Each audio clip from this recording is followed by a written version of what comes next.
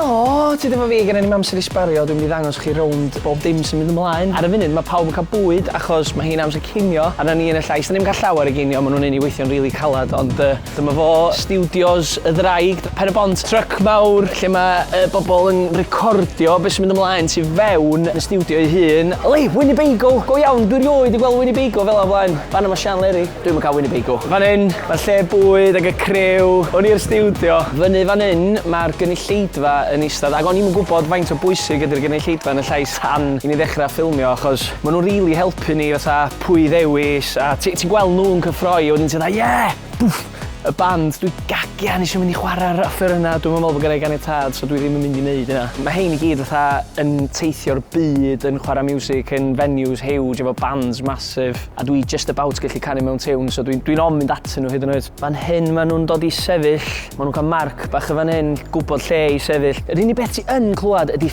fatha traed nhw yn cyrraedd y spot lle maen nhw'n mynd I ganu, a mae hwnna fatha, maen cael calon chdi fynd. Y peth mwyaf pwysig am yr holl gyfres a be mae pawb eisiau gwneud ydy just eistedd yn un o'r cadeiriau a dwi'n mor lwcus I gael cadar bach fi ac am bo fi yn fach, mae gennau pillow bach godi fi fyny. Yr unig berson arall gen pillow ydy Tom Jones. Gobeithio nwch chi fwynhau'r rhaglen gymaint a da ni wedi mwynhau recordio fo.